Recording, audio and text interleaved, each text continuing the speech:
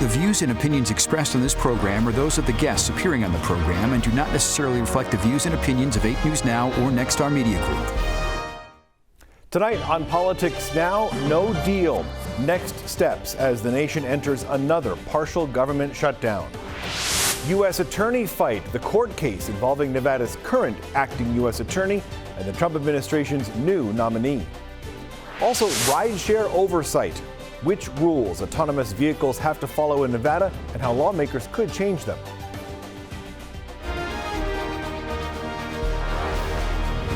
You're watching Politics Now with John Langler on 8 News Now. Thank you for joining us. A partial federal government shutdown is underway. Lawmakers left Washington on Friday without reaching a deal on Homeland Security funding. Democrats refused to approve any package without major immigration enforcement reforms. Washington correspondent Gabrielle Caracciolo looks at the debate. Guys, come on.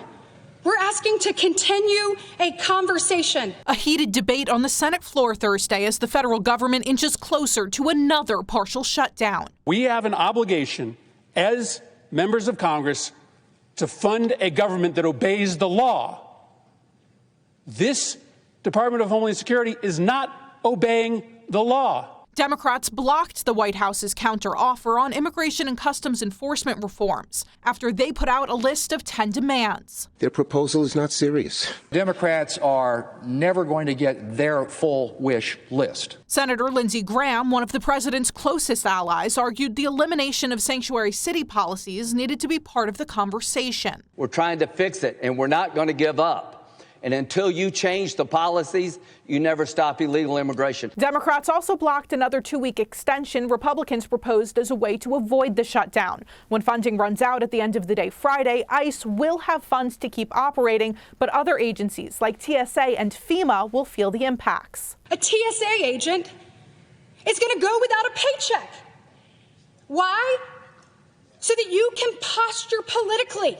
This vote today asked a simple question. Will you rein in ICE's abuses, or will you vote to extend the chaos? Lawmakers are now set to leave Washington for a 10-day break. While they could be called back early, party leaders say they're nowhere near a deal. In Washington, I'm Gabrielle Caracciolo. Before leaving Washington, I spoke with Nevada Democratic Congressman Stephen Horsford.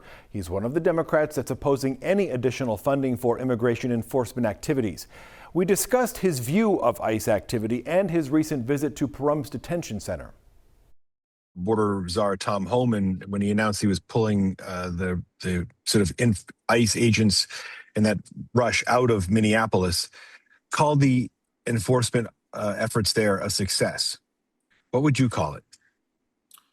Well, it's not a success for Renee Good and her family.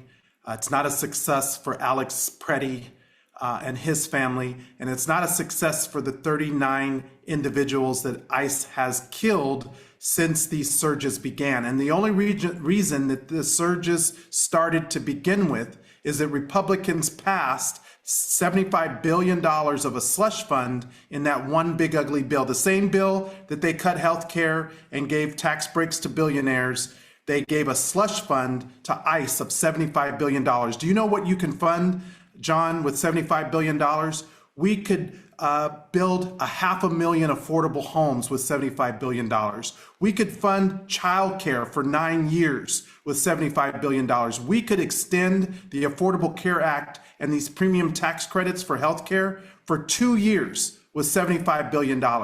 That is why I will not support another dime going to this rogue agency without really fundamental and wholesale change. What stood out to you from this most recent trip there?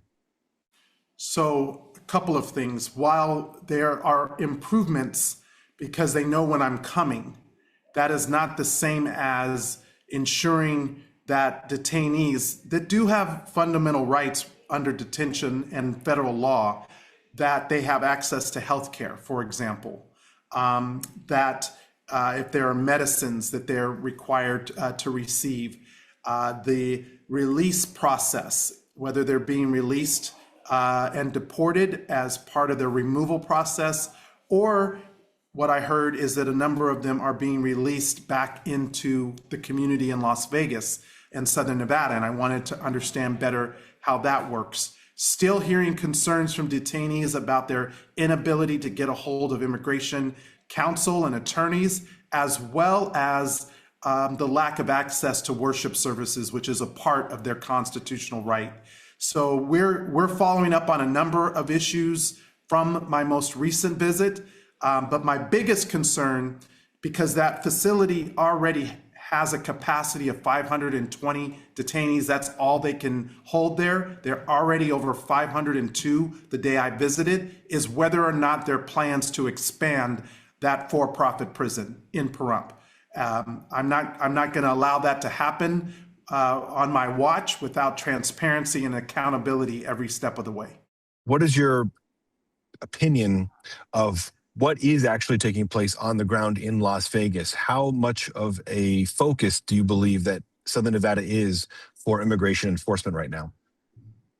Well, while we may not have these surges that are happening in other places like Minneapolis or Chicago, what we are seeing is communities feeling under attack, that they are being profiled because of who they are or what they look like or the color of their skin, and they do not feel safe. They actually feel less safe. I also am hearing from an increasing number of small businesses that they've seen a decline in their customers, that some of their workers are not showing up, and that is having a quelching effect on our local economy. At this point, Congress has not scheduled a time to resume their budget talks. This week, OSHA said it was backing Nevada OSHA's decision to drop fines against the Boring Company. Back in May, the Vegas Loop project faced $500,000 in fines for chemical burns to firefighters. State officials said the complaint, though, was poorly documented. OSHA, the federal one, now says it agrees with that decision to remove the fines. It's also provided some suggestions on ways to better document future incidents. At the same time, state lawmakers are calling for better oversight of boring company operations. In San Francisco this week, a federal appeals court heard arguments on whether Sigal Chattah can be Nevada's acting U.S. attorney. President Trump appointed her to that position on an interim basis last year and then made her acting U.S. attorney. But Chattah was never confirmed by the Senate. A group of federal public defenders challenged the appointment. In September, a federal judge disqualified Chattah from supervising criminal prosecutions. The appeals court ruling could allow cases that she worked on while she was in office to get thrown out. While the Trump administration does fight for Chattah's appointment, it did put up a new nominee for her job this week. The nominee for Nevada U.S. Attorney, longtime criminal defense lawyer George Calisius. He was formerly on the state's tax commission. Nevada Democratic Senators Catherine Cortez Masto and Jackie Rosen say they are now reviewing that nomination. In Congressional District 2, so far, no Republican has stepped up to fill the void left by outgoing Representative Mark Amodei. Last week, Mr. Amodei announced his retirement. CD2 mostly covers northern Nevada, where the Republican Party has about a 75,000 registered vote lead. The official filing period is the first 2 weeks of March. Esmeralda County Assemblyman Ira Hansen declined to run for the seat. Former U.S. Senate candidate Sam Brown is another potential candidate.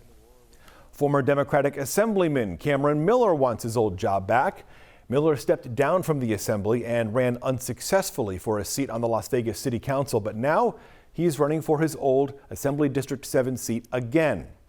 Among his most notable efforts up in Carson City, trying to get a state lottery passed here in Nevada. That seat in seat 7, it's currently held by Democrat Tanya Flanagan. They are hard to miss around the Las Vegas Strip. Self-driving car testing, it's common around our resorts. Nevada allows all levels of autonomous vehicle testing. As 8 News Now reporter Ryan Tizmaneski explains, though, the cost to register those vehicles for testing is now under scrutiny in Carson City. At a state committee on revenue meeting, a representative of the Nevada DMV showed their requirements for registering self-driving cars. Among them, needing to have $5 million worth of insurance and paying $20.50 for a plate. Autonomous vehicle companies also have to pay a $100 testing fee, catching the attention of State Senator Dina Neal. How did you guys come up with the $100 business testing certificate? That's a low amount, you don't think? The response from Sean Sever with the DMV? I do think that's very low, yes. Sever saying other states charge thousands of dollars for testing fees. State officials also questioning Sever on safety. In the DMV's presentation, they explained that these autonomous vehicles don't need to pass a driver's test, unlike us humans that needed to prove that we could make a right turn on red and parallel park, if you're old enough. Instead, AV companies must self-certify to the DMV that they are in compliance with state law and submit a registration packet. When an autonomous vehicle is involved in a crash, the operator must submit a report to the DMV. Sever saying these crashes tend to lean towards human error. I will say one thing we've learned is the technology is usually not at fault based on the crash reports and the investigation done by law enforcement. And that was Ryan Tysmaneski reporting. Safety leaders have launched a group to examine Nevada's autonomous vehicle program and the laws, and it met for the first time last month. Nevada's Secretary of State is cleaning out voter rolls. Last year, the office canceled nearly 177,000 voter registrations. Now, this is all part of regular maintenance at the state level. Another 138,000 voters were placed on an inactive list. That happens when a county clerk does not get a response during regular checks. Inactive voters are still eligible to vote, though. There are more than 2 million active registered Nevada voters. Back in Washington, House Republicans have passed a sweeping election reform bill. It requires proof of citizenship for voter registration. Nevada's 3 congressional Democrats voted against it. Supporters say it's about election security. As Rashad Hudson explains, opponents say it could make it harder for millions of Americans to vote.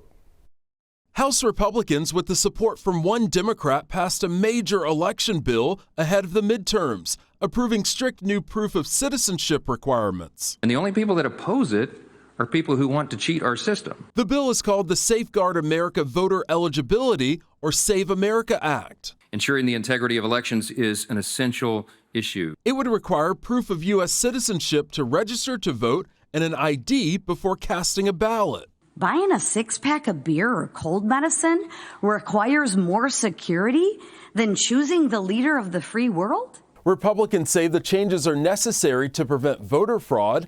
Democrats and voting rights groups say the bill could have wide-ranging consequences. To see efforts to take us backwards to those days in the 50s, in the 60s, where people were doing the things to make it tougher, if not impossible, for certain people to vote was a very sad day in Congress.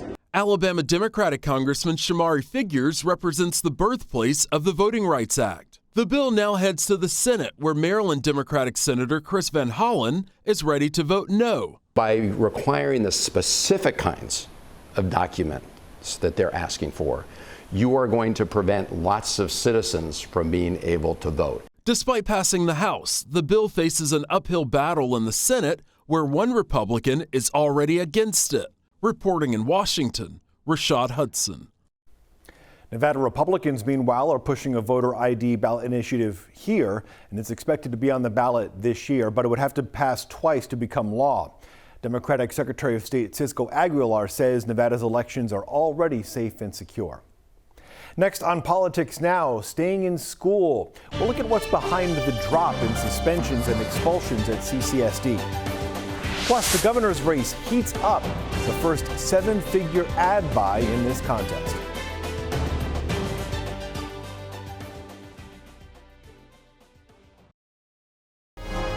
Welcome back to Politics Now.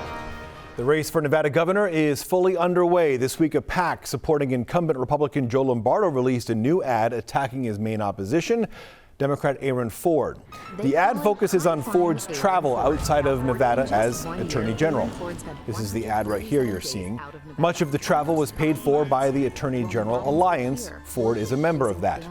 In a fundraising email, Ford says in response, the ad is just driven by corporate interests and deep-pocketed MAGA groups with national agendas. Meanwhile, Ford this week released his health care plan if he is elected, and part of it targets medical debt. Ford proposes buying that debt at a fraction of the cost and then forgiving it. He says this model has worked in other states. The Attorney General also wants to cap prescription drugs and Medicare negotiated prices. Ford's opponent in the Democratic primary is Washoe County Commissioner Alexis Hill. Republican incumbent Governor Joe Lombardo has his own health care plan. It includes creating the new Nevada Health Authority and putting money into expanding health care training programs. Clark County School District says student suspensions and expulsions are decreasing. It's the third straight year for that drop. After the pandemic, of course, the district did see an increase in bad student behavior. 8 News Now education reporter Joshua Piguero asked administrators how they're turning things around.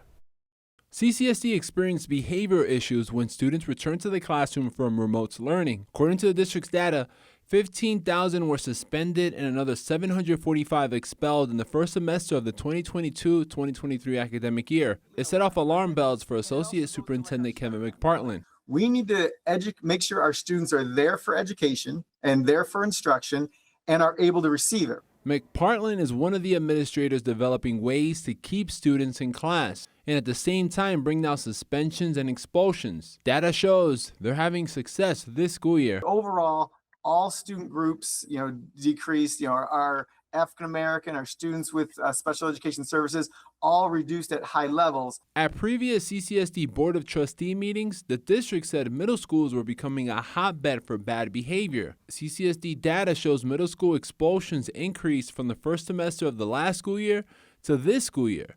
McPartland says they're addressing it. We had some schools where their bullying levels were higher than expected. They were outliers. So we really focused on, relationships between students and conflict resolution. McPartland adds that chronic absenteeism, student behavior, and academic performance all go hand in hand, and it's important students are in school rather than be suspended for a minor infraction. Joshua Piguero, 8 News Now.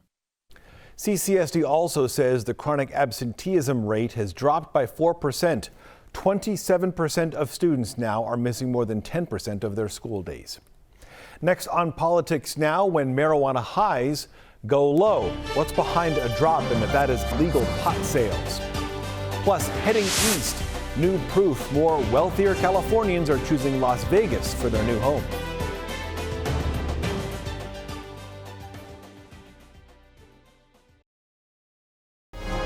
You're watching Politics Now. The deadline has passed. States along the Colorado River still have not reached a new water sharing agreement. The federal government set a Valentine's Day target to sort out a new compact, and if not, the Interior Department would step in.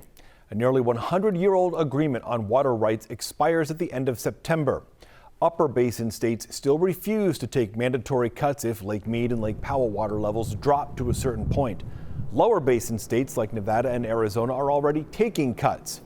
The Interior Department has not given a timeline to release its plan. All 7 states are preparing to fight it out in court. Southern Nevada Water Authority in a statement says it is prepared to do whatever is necessary to protect our water supply. Well, it's kind of been a long-running joke. Where are all the people moving to Nevada from? Answer, California. Well, now there's more data to back that up and a proposed law that's accelerating it. Realtor.com says 23% of current listing views here in Las Vegas are from Los Angeles. As you see on your screen there, San Jose is second, and then 4% of the people who are checking it out are from Riverside County. One key driver, California's proposed millionaire tax and other policies that target the rich. As you know, Nevada has no state income tax. It started with fanfare, but ever since, legal marijuana sales here in Nevada have dropped. Even though recreational pot consumption is allowed, there are still restrictions on where you can consume. As 8 News Now reporter James Schaefer learned, it's one of many reasons for the dip. An average 3-hour flight to Las Vegas might cost you $45. The Las Vegas hotel room around $150. But buying marijuana and bringing it upstairs could cost you a night outside. The assembly is ready to adjourn. It's a decision the Nevada State Legislature special session continued after a bill to change cannabis rules on the Las Vegas Strip was bypassed. They are not able to get legal delivery to a hotel room. They can't get it to the entire Strip corridor. Rihanna Durrett, executive director of the UNLV Cannabis Policy Institute, says it's one of the roadblocks Nevada's tourists face as cannabis sales see an 8.6 decline in business compared to this time last year. But she says it's the prices dropping, not the sales. Another thing is that the illegal market is still very resilient. It's very strong in Nevada. It's very strong in other states that have legalized. We far underestimated people's interest in the opportunity to purchase legally. I think the idea for a lot of groups was to be down by the Strip and be able to kind of tap that tourist market. We've gone the opposite direction, similar to like a Station Casinos. Then there's innovation, like Wallflower in Henderson, which opened last year in the suburbs away from the Strip. This as only 2 pot lounges remain in town. Durrett says there's no silver bullet to increasing sales. Revenue has declined nationally, but Nevada still has an opportunity to adapt. I think you have experts looking at the law and saying this is a big barrier to the tax revenue that you could eventually bring in. That was James Schaefer reporting. Numbers show that Nevada's cannabis revenue peaked around 2021. Then it was around $1 billion. A portion of the marijuana tax revenue did go to the state education fund. That's been about $96 million. Nevada Attorney General Aaron Ford, his new state task force on hate crimes, holds its first meeting next week, and you are invited to attend. The first meeting's here in Las Vegas at the new state office buildings down near Reed Airport. It's Tuesday from 3 to 5 in the evening. Officials will go over some of the data collected from the state's hate crime reporting hotline. More politics now after this.